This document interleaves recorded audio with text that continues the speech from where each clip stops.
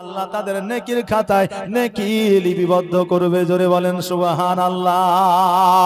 ও বাবাজি ভাইরা গো, আমার খাদিজাতুল কুবরা রাদিয়াল্লাহু তাআলা আনহা বললেন, হুজুর আপনার জন্য আমার সম্পদ তো দূরের কথা, আমার চামড়া পর্যন্ত ছিলিয়া আপনার পদতলে বিছায়া দিতে পারি।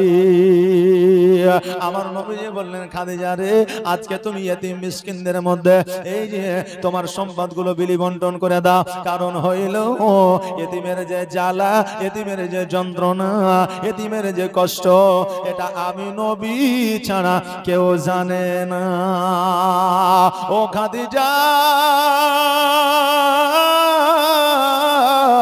একটা রাস্তার মধ্যে যদি এতিম দেখা যায় রে, ওই এতিমকে টাকা দিয়ে পয়সা দিয়ে সহযোগিতা না করেও যদি না করতে পারো, ওই এতিমের মাথায় একবার হাত বুলাইয়া দাও, আল্লাহ তোমাকে একটা মাকবুল হজের সব দান করে দিবে। আমি এতিম হয়ে কাঁদি না কেন তোমরা বলতে পারো, আমি এতিম হয়ে কাঁদি না কেন তোমরা বলতে পারো। এতিম ছিলেন আমার নবী, এতিম আমিও। আমি এতিম হয়ে কাঁদি না কেন তোমরা বলতে পারো, আমি এতিম হয়ে কাঁদি না কেন তোমরা বলতে পারো। এতিম ছিলেন আমার নবী, এতিম আমিও। এতিম ছিলেন আমার নবী, এতিম আমিও।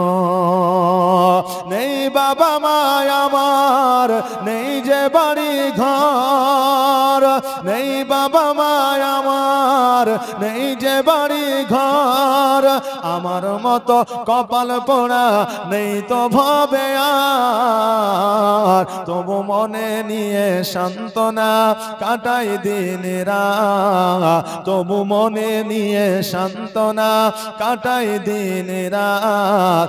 এতিম ছিলেন আমার নবী হযরত মুহাম্মদ, এতিম ছিলেন আমার নবী হযরত মুহাম্মদ।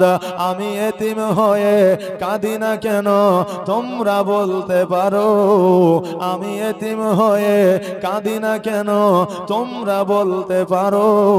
এতিম ছিলেন আমার নবী, এতিম আমিও।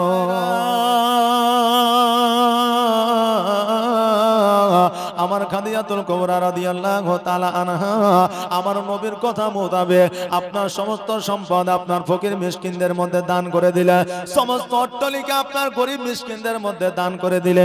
এবার আমার নবী পাক সাল্লাল্লাহু তাআলা আলাইহি ওয়াসাল্লাম আমার নবীজি আমার খাদিজাতুল কুবরা রাদিয়াল্লাহু তাআলা আনহাকে নিয়ে একটা জীর্ণ কুটি তৈরি করলে, আপনার খেজুর গাছের ছাউনি দিয়ে একটা ঘর তৈরি করলে। আমরা অনেকেই বলে নবী গরিব ছিলেন, আমার নবীজি গরিব ছিলেন না। কারণ আমার হযরতে আমিনা রাদিয়াল্লাহু তাআলা আনহা ওনার আব্বা জানের একমাত্র আপনার কন্যা ছিলেন। আমার হযরতে আব্দুল্লাহ রাদিয়াল্লাহু তাআলা আপনার হযরতে মা আমিনা রাদিয়াল্লাহু তাআলা আনহা আব্দুল ওয়াহাব জোহরীর একমাত্র কন্যা ছিলেন। আমার আব্দুল্লাহ রাদিয়াল্লাহু তাআলা আনহুর একমাত্র পুত্র আমার নবীজি ছিলেন আব্দুল্লাহ রাদিয়াল্লাহু আব্দুল মুত্তালিব রাদিয়াল্লাহু তাআলা আনহু কাবা ঘরের মুতাওয়াল্লি ছিলেন আমার আব্দুল মুত্তালিব রাদিয়াল্লাহু তাআলা আনহু। তখনকার আমলে উনি একজন বাদশা ছিলেন, সমস্ত সম্পদগুলো আমার নবীজিকে দিয়েছিলেন। কিন্তু আমার নবীজি সমস্ত সম্পদ ইতিমদের মধ্যে বিলি বন্টন করেছিলেন। জোরে বলেন সুবহানাল্লাহ। আমার নবীজির সম্পদ ছিল গো, টাকা ছিল, পয়সা ছিল, কিন্তু আমার নবীজি এগুলাকে দান করে দিয়ে একটা জীর্ণ কুটিরে আপনার বসবাস করতে। আমার নবীজি ইসলাম প্রচার করতে যাইলে, আমার নবীজি ইসলাম প্রচার থেকে যখন আসার পরে দেখতেন আমার খাদিজাতুল কুবরা রাদিয়াল্লাহু তাআলা আনহা আপনার রান্না করেছে। আমার নবীজি বলতেন, খাদিজা যাও যাও, তুমি রান্না করতে গিয়ে আগুনের কাছে হয়তো তুমি এলে গেছো, পেরেশানি হয়ে গেছো, একটু তুমি উঠোনে গিয়ে বসো, আমি একটু রান্নাটা করে দিই। খাদিজা বলতেন, হুজুর আপনিও তো ইসলাম প্রচার করে আসলে, ওগো আমার হুজুর আপনি উঠোনে বসেন, আমি রান্নাটা করে নি। আমার নবীজি বললে খাদিজা তোমার কথাও থাক আমার কথাও থাক, তুমিও বসো আমিও বসি, আমি উনুনে জাল দিব আর তুমি রান্নাটা করবে। আহারে স্বামী স্ত্রী কি মুহাব্বত। আমার খাদিজাতুল কুবরা রাদিয়াল্লাহু তাআলা আনহা আমার নবীজির সঙ্গে এইভাবে জীবন যাপন শুরু করলে। খাদিজাতুল কুবরা রাদিয়াল্লাহু তাআলা আনহা আমার নবীজির সঙ্গে 4টা কন্যা ছিলেন। কয়টা বললাম? 4টা। পুত্র সন্তান ছিলেন 2টা, একটা আবার 4টা কন্যা সন্তানের নাম। প্রথমটার নাম হলো জয়নাব, দ্বিতীয়টার নাম হলো রোকেয়া, তৃতীয়টার নাম হলো কুলসুম, আর চতুর্থটার নাম হলো ফাতেমা। জোরে বলেন সুবহানাল্লাহ। ও বাবা যে ভাইরা, এবার আমার হযরত নবী পাক সাল্লাল্লাহু তাআলা আলাইহি ওয়াসাল্লামের 2টা আপনার পুত্র সন্তান যখন হয়েছিল, আমার আল্লাহ পাক রব্বুল আলামিন আমার নবীজিকে ডাক দিয়ে বলেছিল, হাবিব আজকে তোমার যে 2টা পুত্র নূরানীময় চেহারা নিয়ে জগতের মধ্যে গেছে, এই 2টা পুত্র যদি থেকে যায় তাহলে কিন্তু আমার মা ফাতেমা রাদিয়াল্লাহু তাআলা আনহা যে জান্নাতের রানী 2টা সন্তান জগতের মধ্যে আসবে, আসমানি নাম লইয়া যখন আসবে, ওই আমার হযরত ইমাম হাসান হোসাইন জগতে রইবে না। আমার নবী যে ডাক দিয়ে বলে, আল্লাহ আজকে আমার 2টা সন্তানকে আপনি লয়ালে, কারণ হইল আমার ফাতেমা সহ্য করতে পারবে না। ও বাবাজি আমার ভাইরা মায়েরা গো, আমার হযরতে আমার খাদিজাতুল কুবরা রাদিয়াল্লাহু তাআলা আনহা যখন আপনার শেষ কন্যাকে আপনার জন্ম দিয়েছিলেন, ও বেরাদার, যার নাম ছিল হযরতে ফাতিমাতুজ জোহরা রাদিয়াল্লাহু তাআলা আনহা, উনি কেমন নারী ছিলেন একবার দেখেন। আমার ফাতেমা রাদিয়াল্লাহু তাআলা আনহা যখন জগতের মধ্যে আসলেন, আমার ফাতেমা যেন মুখ দিয়ে আপনার হাত দিয়ে মুখটাকে যেন ঢেকে রেখেছেন। জোরে বলেন সুবহানাল্লাহ। আমার ফাতেমা রাদিয়াল্লাহু তাআলা আনহা বড় হইয়া পর্দা করে না, বড় হইয়া আপনার বোরকা পরে না, বড় হইয়া শুধুমাত্র আপনার নিজের পর্দা করে নাই, বাচ্চা অবস্থায় যেন আপনার শৈশব অবস্থায় আমার হযরতে ফাতেমাতুজ জোহরা রাদিয়াল্লাহু তাআলা আনহা উনি যেন আপনার হাত দিয়ে মুখটা ঢেকে লিতেন। আমার নবীজি বলেছেন, কোন সময় আমার ফাতেমাকে যখন কাপড় গায়ে দিয়ে শুইয়া রাখতাম, তো আমার ফাতেমা নিজে হাত দিয়ে যেন তার মুখখানাকে ঢেকে রাখতো। জোরে বলেন সুবহানাল্লাহ। আমার ফাতেমা রাদিয়াল্লাহু তাআলা আনহা যেন আপনার ওই কাপড় দিয়ে মুখ কানাকে ঢেকে নিত। আর এখন বর্তমানে বুঝলেন 25 বছর 30 বছর 20 বছর পর্যন্ত আপনার যুবতী রাস্তায় ঘুরে, বাজারে যায়, আপনার বাড়িতে থাকে, কিন্তু বাবজি ভাইরা আমাদের পর্দার কোনো সিস্টেম নাই। আছে যে পর্দার কোনো সিস্টেম নয়। বেরাদানে মিল্লাতে ইসলামিয়া আমাদের একটা সালাম কালামের ব্যাপার আছে। আমরা মুসলমান বাবজি ভাইরা, কিন্তু আমরা আজকাল নিজের কন্যাকে সালাম দিই না, মাকেও সালাম দিই না, বাপকেও সালাম দিই না, স্ত্রীকেও সালাম দিই না। এখন যদি বলে যে হারে ভাই, তোর স্ত্রীকে তুই সালাম দিস না কেন? বলে ভাই স্ত্রীকে কি বলে সালাম দেবো, স্ত্রীকে সালাম দিতে লজ্জা লাগে। বলে মাকে, বলে মাকেও লজ্জা লাগে। আচ্ছা সালামের ব্যাপারে কি কোনো লজ্জার ব্যাপার আছে? জি জি আছে? নাই। আসসালামু আলাইকুম, ও বলবে ওয়া আলাইকুম আসসালাম। সালাম দিবেন, আপনি একে অপরের জন্য প্রার্থনা দোয়া করবেন আল্লাহর দরবারে, তাতে আমাদের লজ্জার তো কোনো বিষয় নাই, তাই না? কোনো লজ্জার বিষয় নাই। বাবাজি ভাইরা, আমার মায়েরা, আমার মা ফাতেমা রাদিয়াল্লাহু তাআলা আনহা ছোট্ট থেকে আপনার বাবাজি বড় হয়েছে, ছোট্ট থেকে আপনার যখন আপনার হাঁটতে শিখেছে, আমার ফাতেমা রাদিয়াল্লাহু তাআলা আনহা জীবনে কোনোদিন আপনার বাড়ি থেকে বাইরে হয় নাই। বাচ্চা ছেলেরা দেখবেন যে আপনার খেলতে খেলতে বাড়ির বাইরে চলে আসে না? বাচ্চাদের বুদ্ধি কম থাকে, এই জন্য কখনো রাস্তাঘাটেও চলে আসে, কারণ বুদ্ধি নাই, ও গাড়ি সম্পর্কে বোঝে না, ও কিন্তু আপনার ভালো সম্পর্কেও বোঝে না, খারাপ সম্পর্কেও বোঝে না। বোঝে একটা বাচ্চা? বোঝে না। বেরাদার, আমার ফাতেমা রাদিয়াল্লাহু তাআলা আনহা হাঁটতে শিখেছে, তবুও যেন আপনার বাড়ি থেকে বাইরে হয় না। একটা মানুষ যদি আপনার হযরত নবী পাক সাল্লাল্লাহু তাআলা আলাইহি ওয়াসাল্লামের বাড়িতে আসতে, তা আমার ফাতেমা রাদিয়াল্লাহু তাআলা আনহা সঙ্গে সঙ্গে যেন ঘরের মধ্যে প্রবেশ করতেন, সঙ্গে সঙ্গে আপনার ঘরের মধ্যে প্রবেশ করে যেতে। আমার ফাতেমা রাদিয়াল্লাহু তাআলা আনহা আল্লাহর জিকির আজকার আপনার ছোট থেকে করতেন, আল্লাহ আল্লাহ আল্লাহ আল্লাহ। শুধু আমার ফাতেমা নয়,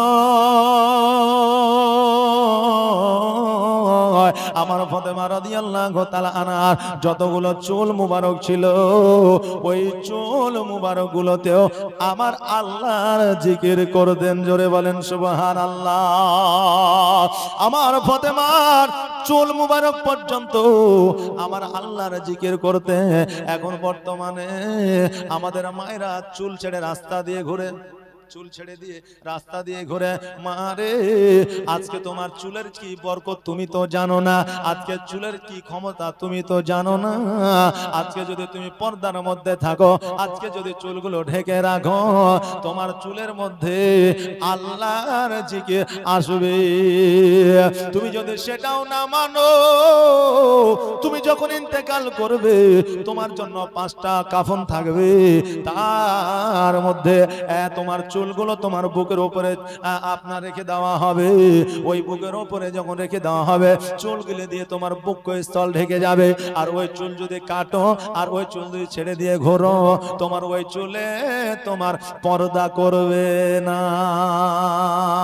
মরতে একদিন হবে রে, মরণকে ভয় করো, কারণ মরণকে যদি ভয় থাকে, আমাদের দ্বারা কাবিরা গুনাহ হইতে পারে না। আমার রাসূল পাক সাল্লাল্লাহু তাআলা আলাইহি ওয়াসাল্লাম বলেছেন, হে আমার উম্মত উম্মতিরা, তোমরা প্রতিদিন প্রতিনিয়ত তোমরা মওতকে 70 বার করে স্মরণ করো।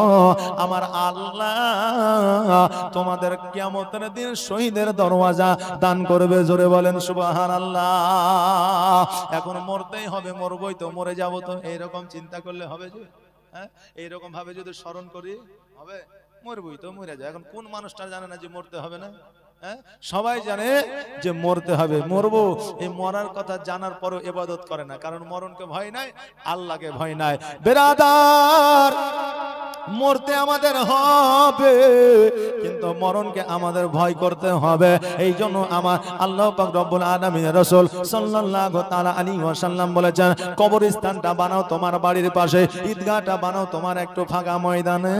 কারণ ঈদগাহর ময়দানে তুমি যখন যাবে, এক হাত কদমে 10টা করে নেকি পাবে, তুমি নেকির অধিকারী বেশি হবে।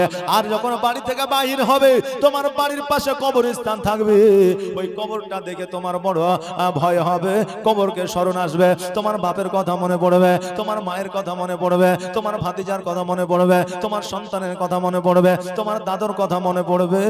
আর যখন মনে পড়বে, তোমার মরণকে ভয় হবে। আর তখন তোমার মরণকে স্মরণ হবে।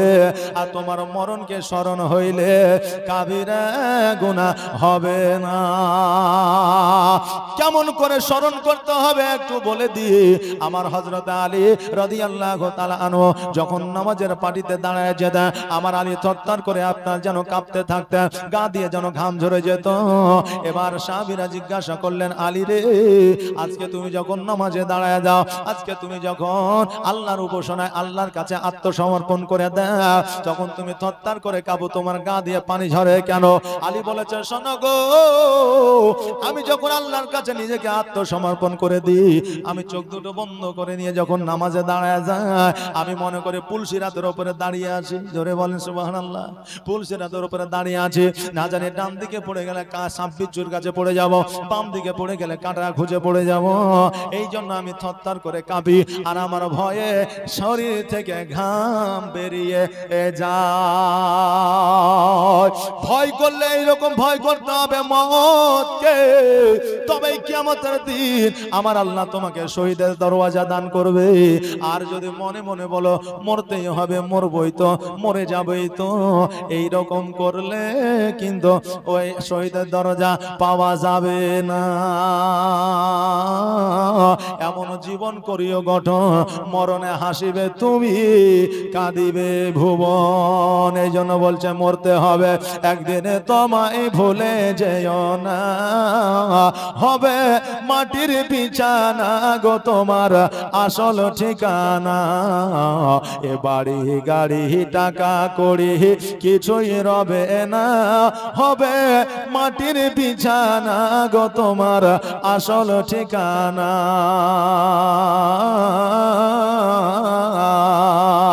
আজরাইল ফারিস্তা যেদিন হাজির হবে এসে, আর ছল চাতুরি যতই করো জানবে রবে শেষে। আজরাইল ফারিস্তা যেদিন হাজির হবে এসে, আর ছল চাতুরি যতই করো জানবে রবে শেষে। আর চলবে না সেই দিন তোমার, চলবে না সেই দিন তোমার কোন বাহানা গো তুমি ভুলে যেও না, হবে মাটির বিছানা গো তোমার আসল ঠিকানা। এ বাড়ি গাড়ি টাকা করি কিছুই রবে না, হবে মাটির বিছানা গো তোমার আসল ঠিকানা। খালি হাতে এসেছো তুমি, যাবে খালি হাতে, আর শুধু একটা সাদা কাফন যাবে তোমার সাথে। খালি হাতে এসেছো তুমি, যাবে খালি হাতে, আর শুধু একটা সাদা কাফন যাবে তোমার সাথে। আর আমল ছাড়া তোমার সাথে, আমল ছাড়া তোমার সাথে কিছুই যাবে না গো তুমি ভুলে যেও না, হবে মাটির বিছানা গো তোমার আসল ঠিকানা। এ বাড়ি গাড়ি টাকা করি কিছুই রবে না, হবে মাটির বিছানা গো তোমার আসল ঠিকানা।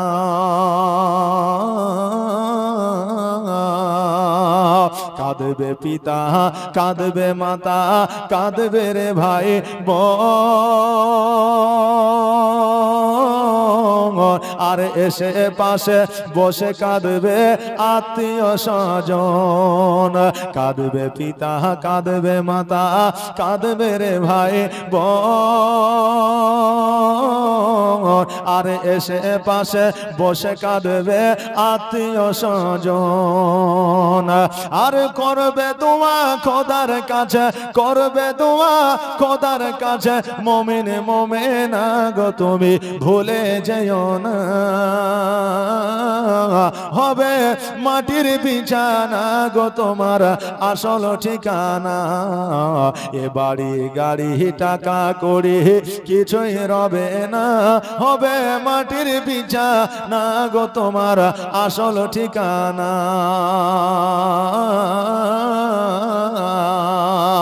যেদিন তুমি এসেছিলে এই নাসাদের ভবে, আর তুমি মাত্র কেঁদেছিলে হেসেছিল সবে। যেদিন তুমি এসেছিলে এই নাসাদের ভবে, আর তুমি মাত্র কেঁদেছিলে হেসেছিল সবে। আর যাওয়ার কালে হাসবে তুমি, যাওয়ার কালে হাসবে তুমি, কাঁদবে জামানা গো তুমি ভুলে যেও না। হবে মাটির বিছানা গো তোমার আসল ঠিকানা। এ বাড়ি গাড়ি টাকা করে কিছুই রবে না, হবে মাটির বিছানা গো তোমার আসল ঠিকানা। আল্লাহ হুম্মা সাল্লাল্লাহু মৌলানা মুহাম্মদ ওয়ালা আলে মৌলানা মুহাম্মদ সাল্লাল্লাহু মুহাম্মাদিন মোহাম্মদ হরদম জবা পাক নামে মোহাম্মদ হরদম জবা শফিয়ানা মোহাম্মদ। ও বাবারে ভাইরা,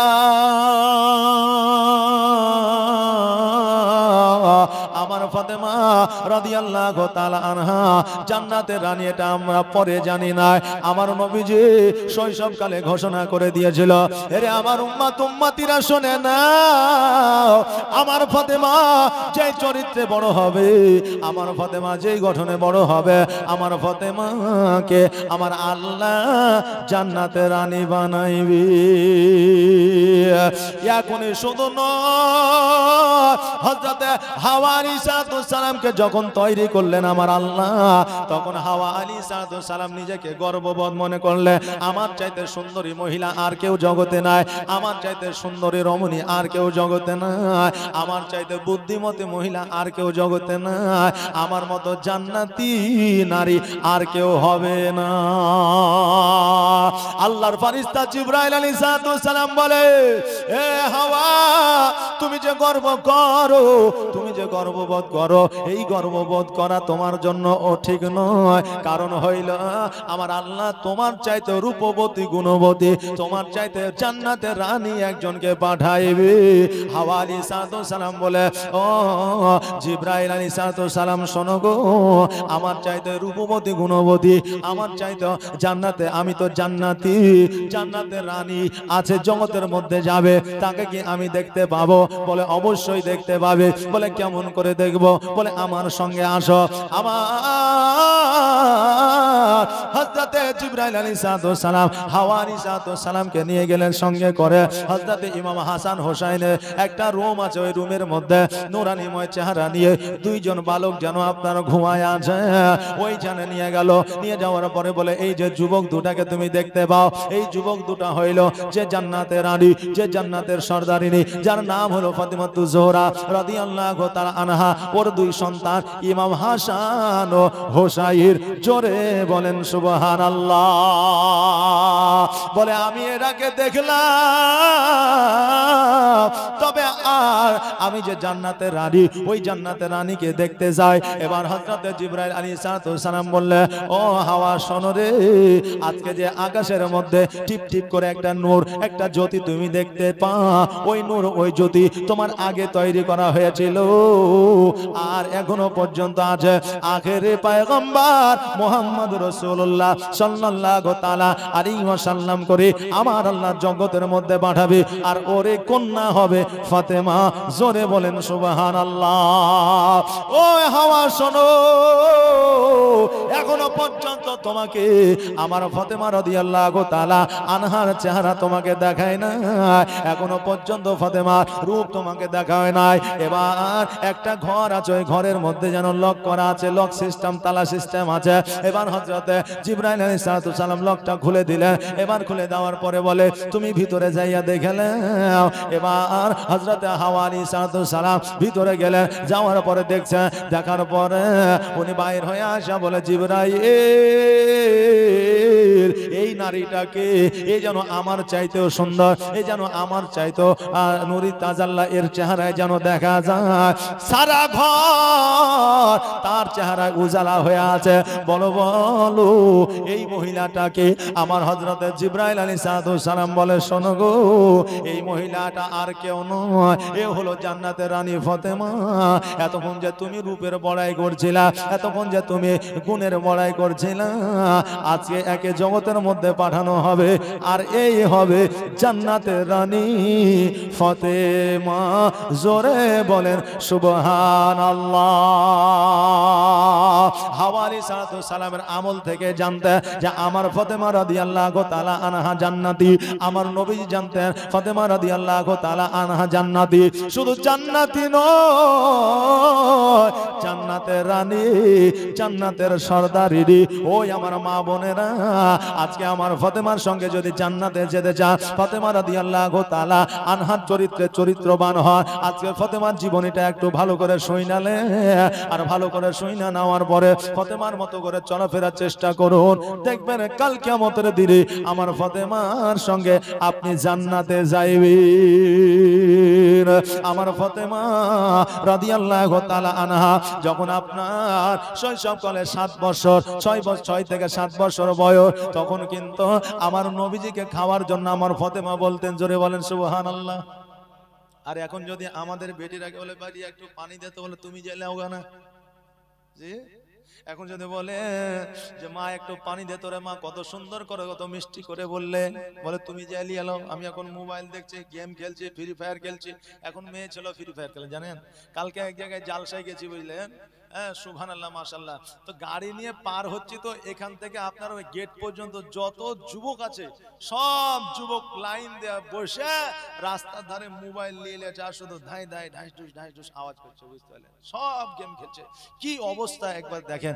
এখন মোবাইল নিয়ে বসে গেলে ওকে যদি বলা হয় যে কাজ করো বেটা, অমুক জায়গাতে তোমার বাপ আছে, তো লাহারিটা দিয়ে এসো, খাবারটা দিয়ে এসো, ও বুঝলেন জীবনও যাবে না। আরে ও তো দূরের কথা, এখন 5 থেকে 6 বছরের যে ছেলে এগুলো আছে, তারা এত কার্টুনের ভক্ত। এই দেখেন টম আর জেরি আর আপনার মোটু পাতলু, এইসব কার্টুন যে তারা দেখছে, বুঝলেন? তো এর জন্য তারা খায়ও না পর্যন্ত, খাবার প্রতি কোনো চাহিদা নাই, কোনো ইন্টারেস্ট নাই। এখন মা ভাত মেখে নিয়ে রেডি করে নিয়ে বলছে বেটা খেয়ালে, ও মোবাইলে দেখছে, বেটা খেয়ালে মোবাইলে দেখছে। এখন যখন মা বলছে তোর কানের উপর মায়ের উপর চড়, তাড়াতাড়ি ভাতটা খেলে, তো মোবাইল ছাড়ছে না, মোবাইল দেখছে আর বলছে দাও খাবার। মানে এইদিকে চোখ আছে মোবাইলের দিকে, আর মুখ দিয়েছে খাবারের দিকে। এখন ও চিন্তা করছে যদি মুখটাকে খুলে দেওয়া হইতো, তাহলে মুখটা খুলে মাকে দিয়ে দিতাম যে যত খুশি খাবার খাওয়া, আমি কার্টুন দেখতেই থাকি, নাকি বলে? এখন বাচ্চাদের এই অবস্থা। বাপজি ভাইরা, আমার মায়েরা, আমাদের অবস্থা যেন এইরকম ভাবে আস্তে আস্তে খারাপের দিকে চলে যাচ্ছে। আমাদের সন্তানদেরকে এমন শিক্ষা দিব যে শিক্ষা মানুষ হইয়া আমাদের যাতে সেবা করে, আমাদের যাতে পানি চাইলে পানি দেয়, আমাদের যাতে খিদমত করে। আর না হলে আমরা এমন শিক্ষা দিচ্ছি, বুঝলে, যে শিক্ষা লাভ করিয়া আজকে আমাদের ছেলেরা বাইরে চলে যাচ্ছে, বিদেশে চলে যাচ্ছে, স্ত্রীদের নিয়ে শহরে, বড় বড় শহরে বাড়ি করছে। এখন বড় বড় শহরে বাড়ি করার পরে এখন বাপকে এসি কিনে দিচ্ছে। শেষ বয়সে এসির দরকার না সেবার দরকার? জি, শেষ বয়সে এসির দরকার না সেবার দরকার? বেটা মাস্টারের চাকরি পেয়েছে, সুবহানাল্লাহ। কি নাম গো তোমার বন্ধু? সম্রাট, সুবহানাল্লাহ। এই দেখেন নারে তাকবীর, নারায়ে রিসালাত, মাসলাকে আলা হযরত। এই দেখেন সম্রাট আলী 2000 টাকা দান করেছে, যে আশায় যে নিয়তে দান করেছে, আল্লাহ যেন দানকে কবুল করে, সকলে বলেন আমিন সুম্মা আমিন। এই দেখেন আমাকে মৌলভী সাহেব বলে দিয়েছে, হুজুর কালেকশন হবে না, দানও চাওয়া যাবে না, তবে দান চাহাবো না, কালেকশনও চাহাবো না। আপনারা যদি 10 টাকা 20 টাকা 100 টাকা করে দেন তো মানা করবো না, যেহেতু যেটা বাঁচবে উপরন্ত সেটা মসজিদেই থাকবে, এটা সবাই বলেছে। আর যেটা আপনার খরচপাতি হওয়ার সেটা হয়ে যাবে, উপরন্ত যদি বাঁচে মসজিদে থাকবে। তো এর জন্য যদি আপনারা কেউ যদি মনে করেন যে 10-20 টাকা করে দিব, তো দিতে পারেন, কোনো অসুবিধা নাই। যদি দেন আমার হাতে দিয়ে যাবেন, আর ওয়াজ আপনারা শুনতে থাকেন। একবার দরুদ পড়ে আল্লাহুম্মা সাল্লাল্লাহু মাওলানা মুহাম্মদ ওয়া আলা আলে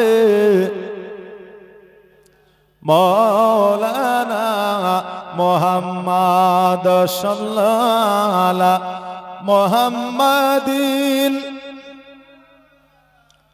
মোহাম্মদ হরদম জবা শেরে কালো পাক নবী মোহাম্মদ হরদম জবা শফিয়ানা মোহাম্মদ। ও বাবা যে ভাইরা, আমার ফাতেমা রাদিয়াল্লাহু তাআলা আনহা 7 বছরের কন্যা, আমার নবীজিকে খাওয়াই দেয়, এমনকি আমার নবীজি ফাতেমাকে খাওয়াইয়া দিতেন। আমার ফাতেমা রাদিয়াল্লাহু তাআলা আনহা আমার নবীজিকে মহব্বতের সহিত খাওয়াই দিতে। আজকে বর্তমানে বাবাজি ভাইরা, আমাদের সন্তানদের মধ্যে আপনার মিল মহব্বত থাকে না। বেরাদার, আমার নবীজি ইসলামের প্রচার ও প্রসার করতে গেলে কোথায়? তাইফের বুকে। আমার নবীজি চিন্তা করলেন, হায় রে আল্লাহ, আজকে যে তাইফে আমাকে আল আমিন বলে আখ্যায়িত করেছে, আজকে যে তাইফে আমাকে সত্যবাদী বলে আমাকে পদবি দিয়েছে, আজকে ওই দেশে যাব আমার ধর্ম প্রচার করতে, আজকে ওইখানে যাব আমার ইসলামের প্রচার প্রসার করতে। আমার নবীজি বাহির হয়ে গেলেন গো। এবার আমার নবীজিকে পাগল বলিয়া পাথরের আঘাত করলো, আর পাথরের আঘাত এত করলো যে আমার নবীজির পুরো শরীরটা যেন রক্তাক্ত হয়ে গেল। ওই সময় আমার খাদিজাতুল কুবরা রাদিয়াল্লাহু তাআলা আনহা আমার নবীজিকে নিয়ে এসে কত সেবা যত্ন করেছে।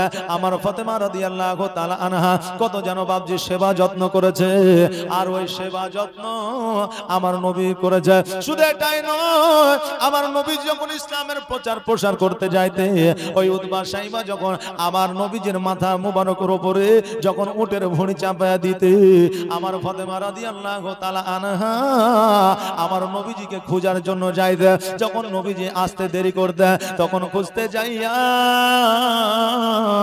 আর যখন দেখতেন আমার নবীর মাথা মুবারকের উপরে উটের ভুঁড়ি চাপানো আছে, আমার ফাতেমা রাদিয়াল্লাহু তাআলা আনহা ওই উটের ভুঁড়িটাকে টেনে চেঁচড়ে আপনার নামাইতে, আমার ফাতেমা না পারলেও চেষ্টা করতে, আমার ফাতেমার ওসিলায় আল্লাহ ভুঁড়িটাকে নামাইয়া দিতেন। জোরে বলেন সুবহানাল্লাহ। আমার নবীজির সঙ্গে সঙ্গে আমার ফাতেমা রাদিয়াল্লাহু তাআলা আনহাকে যেন আপনার বুকের মধ্যে জড়ায় ধরতে, আর বুকের মধ্যে জড়ায় ধরে নিয়া আমার নবীজি ফাতেমার জন্য দোয়া করতে।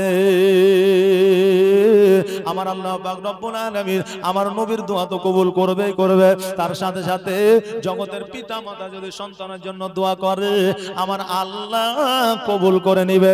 কারণ আমার রাসূল বলেছেন, হে আমার উম্মত উম্মতিরা, তোমাদের পিতা মাতা যদি তোমাদের জন্য দোয়া করে, আল্লাহ তোমার পিতা মাতার দোয়াকে কারেন্টের মতো কবুল করে না।